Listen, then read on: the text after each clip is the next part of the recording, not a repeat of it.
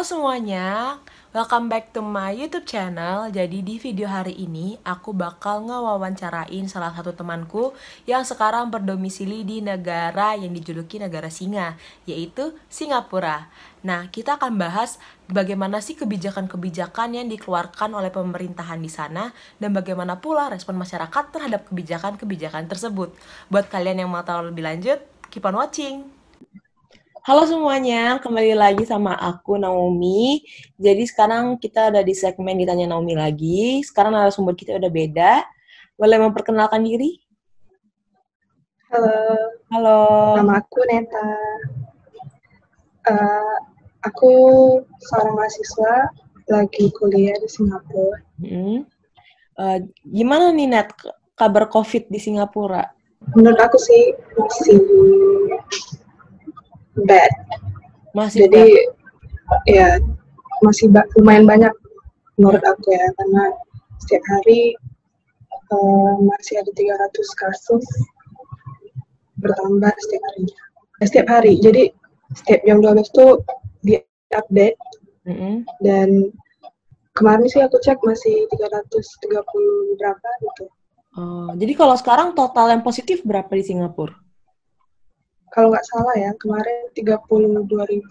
Kalau nggak salah ya. Yang positif 32.000 di Singapura sekarang ya? Ah ya betul, 32.876.000. Oke, 32.000. Ini barusan nambah 500. Oh, today nambah 500? Ya, nih baru lihat. Untuk angka kematian gimana, Pup? Cuman 23 orang. Bagus nggak sih tuh? Kalau sembuh? Sembuh hampir setengahnya, sekitar 17.000. 17.000 orang. Serius nih, 17.000? Iya, serius. Kalau misalnya di Indonesia kan ada itu gugus tugas percepatan penanganan COVID. Kalau di Singapura ada gugus-gugus atau ada panitia khusus nggak yang khusus untuk menangani dan mengumumin gitu, ada nggak?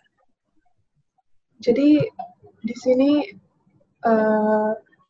nggak tahu siapa namanya, tapi dikerahin di setiap tempat publik kayak pasar, supermarket, tempat makan. Jadi mereka yang ngawasin kayak harus set distancing 1 meter, nggak boleh dempetan. Kalau misalnya ada yang duduk di tempat publik, jadi kan sekarang nggak boleh duduk di taman dan segala macam. Mereka bakal negur gitu. Tapi kalau misalnya kayak di Indonesia kan ada gugus tugas percepatan gitu-gitu. Kalau di Singapura nggak ada ya? Nggak ada yang khusus dibuat pemerintah untuk nanganin? Mereka sih direkrut. Ada yang dari mahasiswa, nggak, aku kurang tahu sih namanya apa. Tapi ada gitu. Ya relawan-relawan gitu. Ya relawan. Berarti sama kurang lebih ya kayak Indonesia. Terus kan kalau di dunia kan dulu awal-awal lockdown gitu kan. Kalau di Indonesia kan bukan lockdown, PSBB. Kalau di Singapura apa namanya? Lockdown juga? Kalau di sini namanya circuit breaker. Jadi bukan lockdown. Sistemnya atau gimana? Istilah lainnya pemutus arus. Jadi, pemutusan arus penyebaran COVID gitu? Iya, betul sekali. Jadi gimana tuh sistemnya? Kita disuruh work from home, school from home. Keluar cuman boleh beli grocery, apa sih namanya? Belanja bulanan. Iya, belanja bulanan. Makan nggak boleh di dalam restorannya, jadi harus dibungkus. Nah gitu-gitu deh. Circuit breaker, bukan lockdown ya. Circuit breaker. Kalau untuk transportasi umum masih jalan? Masih jalan, tapi pastinya ketat. Ketat gitu. Dia itu jalan ada jam-jam tertentunya atau gimana? Mungkin beberapa bus jadwalnya dikurangin, cuman kalau misalnya mau masuk harus tunjukin ID kayak KTP gitu, di scan, terus cek temperatur. Kalau nggak salah katanya ada buat aplikasi-aplikasi gitu nggak sih Singapura? Ya betul. Jadi eh, misalnya kayak tadi mau masuk MRT atau mau ke bus station, Mm-mm. kalau misalnya kita nggak bawa ID atau kita lupa bawa paspor, setidaknya kita tahu nomor ID atau nomor paspor kita. Nah, di aplikasi itu kita tinggal ngisi nomor ID atau nomor paspor, terus kita checking ke tempat yang mau kita tuju. Masuk ke tempat ini, siapa-siapa yang Oh, keluar, jadi gitu. misalnya kayak si A ini positif nih, dia udah kemana aja gitu ya. Jadi di tracking Betul, gitu betul. kan. Jadi pemerintah Singapura tuh udah buat yang namanya COVID-19 Act 2020. Jadi itu undang-undang sementara mengenai tindakan apa yang pemerintah lakukan untuk mencegah penyebaran COVID ini. Jadi udah ada undang-undangnya gitu. Udah ada ketetapan-ketetapannya ya. Ada denda nggak Jadi sih? Kayak kalau biasanya rokok kan denda, kalau melanggar-langgar denda, ada? ambil satu contoh misalnya nggak pakai masker. Kalau Hmm. nggak pakai masker, kalau kedapatan nggak pakai masker keluar rumah aja, pun itu didenda $300. 10.000, 3 juta. Ya, 3 juta. Ya, kalau kedapatan lagi nggak pakai masker, For the second time, didenda ya second time $1,000. yang tukang pantau-pantau pakai nggak pakai masker itu berarti dari relawan itu. Iya, betul. Jadi berarti di setiap tempat, setiap titik itu punya relawan masing-masing gitu yang disebarin sama pemerintah. Betul. Jadi dulu awal misalnya bulan April, itu di setiap lampu merah ada. Jadi dia Oh, ngeliat pejalan kaki, yang olahraga. Jadi pas awal-awal lebih ketat. Jadi sekarang berkurang lah, nggak terlalu lagi. aku mau nanya, di Singapura itu ada ini nggak sih pemerintah mulai menggaungkan atau mulai menyuarakan tentang istilah new normal atau herd immunity? Ada nggak sih Bu di situ? Perdana Menterinya sendiri sih udah bilang kalau masyarakat Singapura harus udah mulai menyesuaikan diri dengan new normal nantinya. Jadi kan sirkuit breaker ini bakal finish Selesai? selesai tanggal 2 Juni. Itu memang udah direncanakan gitu ya? Ya, udah direncanakan dari jauh-jauh hari. Terus jadi setelah 2 Juni ini semuanya bakal perlahan-lahan dibuka, perlahan-lahan berjalan kembali tapi dengan new normal. Kan berarti secara bertahap akan dibuka satu persatu Ya, gitu ya. betul. Kalau herd immunity ada nggak? Singapura nggak banget deh sama herd immunity dan Why not? segala macamnya. Kenapa? Karena Singapura tuh sangat-sangat melindungi Citizennya masyarakatnya. sangat, oh ya. Jadi di sini kan banyak generasi baby boomer. Maksudnya baby boomer? Maksudnya boomers itu yang lahir dari tahun 1946 sampai 1964. Oh, baby boomer tuh kayak ibaratnya orang tua gitu ya. Ya betul. Oh. Jadi di sini tuh banyak banget baby boomers.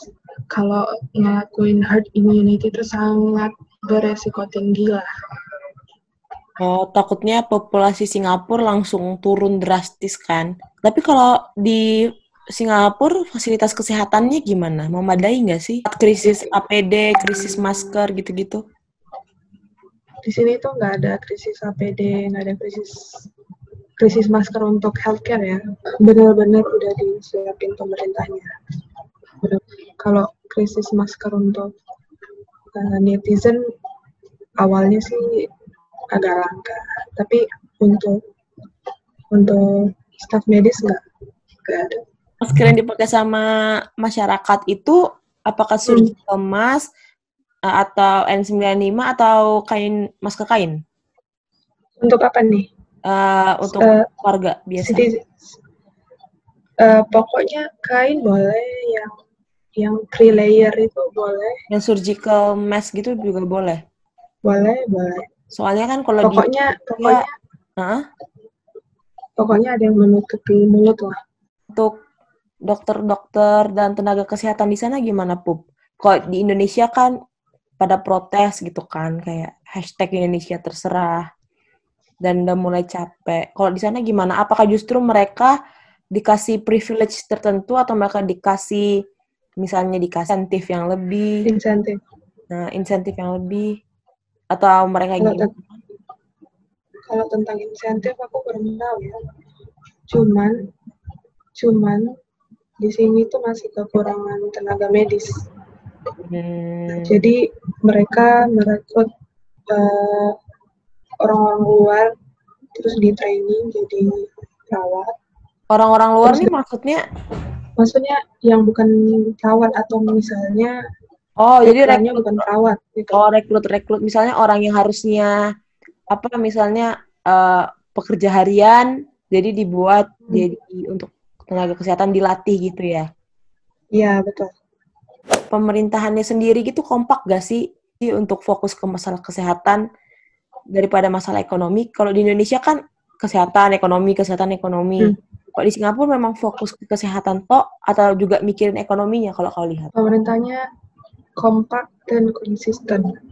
Oh gitu. Jadi memegang benang merah bersama-sama gitu. Hmm. Mereka kerahkan juga ke kesehatan, kerahkan juga ke orang-orang yang kena dampaknya dari COVID ini. Hmm. Misalnya, misalnya dia nggak bisa kerja, jadi dia nggak bisa bayar sewa rumah. Hmm. Dia yang punya rumah nggak boleh usir dia, karena uh, menteri menteri ekonominya udah bilang peraturannya kayak gini, nggak boleh, karena COVID ini bakal diluaskan sedikit gitu. Oh, jadi dikasih keringanan-keringanan gitu ya? Apa sih yang membuat Singapura bisa jago banget ngelawan corona dan Indonesia tertinggal gitu? Menurutmu apa sih penyebabnya? Pertama, Hmm. pemerintahnya bagus, yang keduanya warganya disiplin. Wait, Jadi pemerintah bagus maksudnya? maksudnya pemerintahnya uh, tertata gitu loh, konsisten. Ah, Jadi mereka sejak awal itu udah dipersiapkan. hmm, Nah, hmm, yang kedua, masyarakatnya percaya sama pemerintahnya hmm. dan mereka disiplin. Oke, thank you Neta udah mau sharing tentang COVID-19 di Singapura gimana kabarnya. Ternyata well done.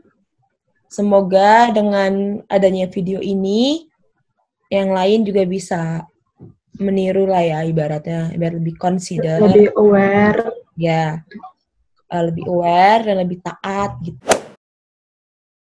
Jadi hari ini 2 Juni 2020 memasuki hari pertama fase 1 post circuit breaker.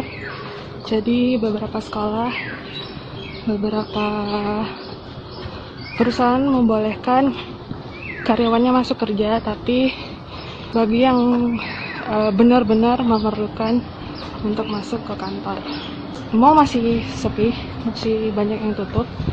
Jadi yang boleh buka itu cuman retail yang menjual pakaian sekolah dan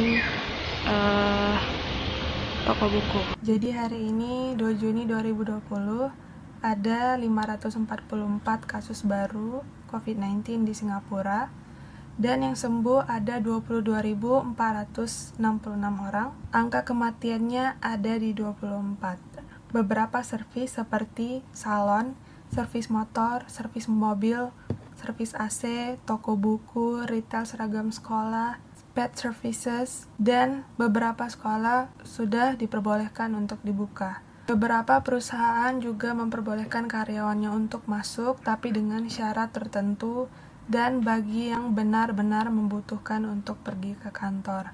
Beberapa tempat ibadah juga diperbolehkan untuk dibuka, tetapi dalam satu ruangan hanya ada boleh 5 rumah tangga dan satu rumah tangga hanya diperbolehkan 5 orang.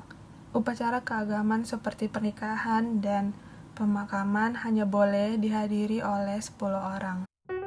Terima kasih telah menonton. Salam anak muda melek politik.